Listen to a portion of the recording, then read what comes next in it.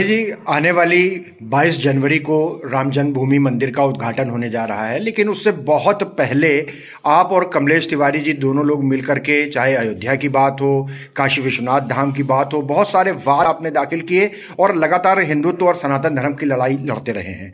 तो अब जबकि ये उद्घाटन होने जा रहा है, तो श्री कृष्ण जन्मभूमि मुक्ति दल इस उद्घाटन को किस तरह से देख रहा है? देखिए, आज बहुत खुशी की बात है।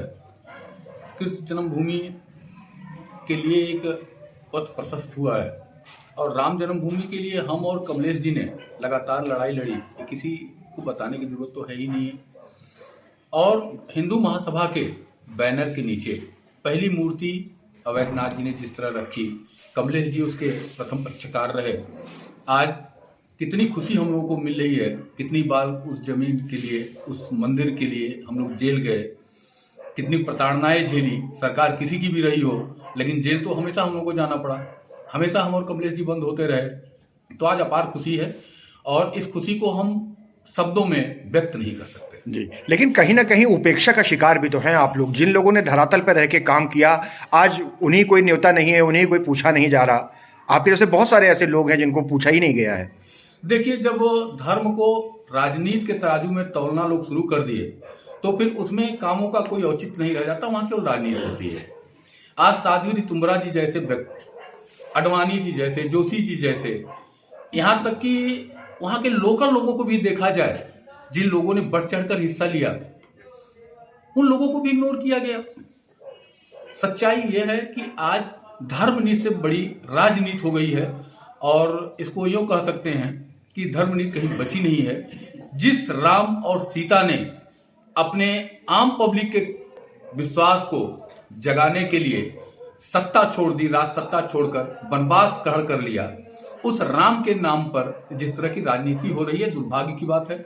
और मुझे दुर्भाग्य नहीं कहना चाहिए, क्योंकि आज की स्थिति परिस्थिति हमारे सनातन के विरुद्ध एक तरह से चल ही रही है। एक सोची समझी साजिश है सब जी। अच्छा मणि जी, अब आपने शुरू किया है ये जो नया आंदोलन है श्री कृष्ण जन्मभूमि मुक्ति दल, तो राम मंदिर का तो निर्माण हो गया, अब मथुरा के लिए क्या तैयारी है? देखिए, भगवान श्री कृष्ण को योगेश्वर कहा जाता है और भगवान श्री कृष्ण ही ऐसे ईश्वर के रूप में अपने को दर्शाए हैं। पहले ईश्वर जिन्होंने खुद को अपने को ईश्वर कहा है वो भगवान श्री कृष्ण है।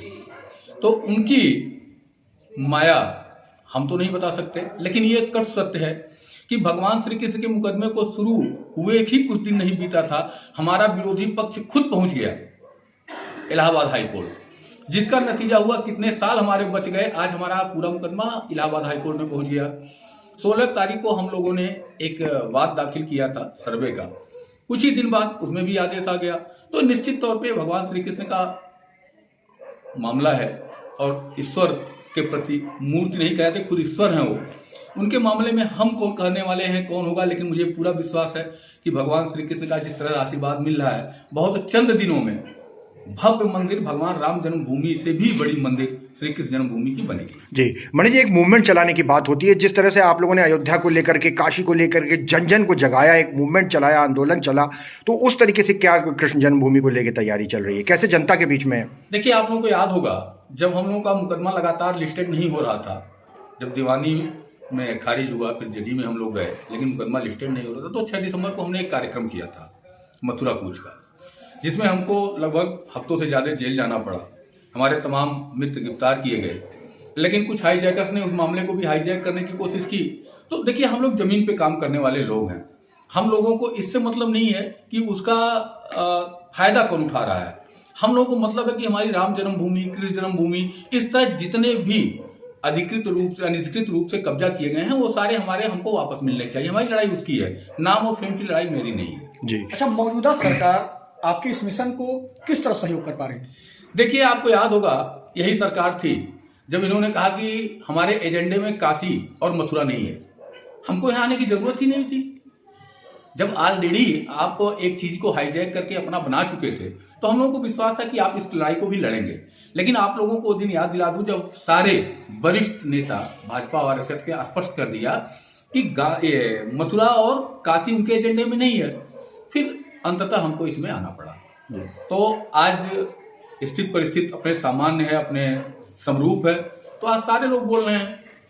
अभी जब मेरी गिरफ्तारी जिस दिन हुई थी, उप मुख्यमंत्री केशव मौर्य जी का बयान आया, सारे नेताओं का बयान आया। उधर मेरी गिरफ्तारी हो रही थी, उधर लोग इस जन्मभूमि को बनाने की बात कर रहे थे, क्योंकि वो दौड़ था, लाखों लोग वहां पहुंच रहे थे उस लड़ाई में।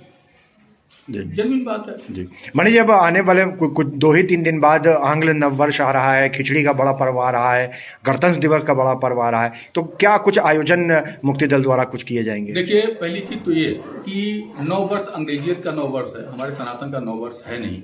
लेकिन क्योंकि ये प्रथा चल रही है तो शुभकामनाएं आपके माध्यम से मैं लोगों को देना चाहूंगा, लेकिन एक संदेश के साथ कि हमारा नववर्ष चैत प्रतिपदा से शुरू होता है और सारे सनातनियों से विनम्र आग्रह है कि चैत प्रतिपदा से अपने नववर्ष का जबरदस्त तरीके से सेलिब्रेशन करें। और खिचड़ी के अवसर पर हम लोगों ने 2 कार्यक्रम आयोजित किया है 15 तारीख को। एक खिचड़ी भोज, जिसमें कम से कम 2,500 से 3,000 लोगों को हम लोग आमंत्रित करने की कोशिश कर रहे हैं, और उसके साथ हम लोगों ने एक योगा का कार्यक्रम शुरू किया है, प्राकृतिक चिकित्सा और योगा का, जो सतत चलाया जाएगा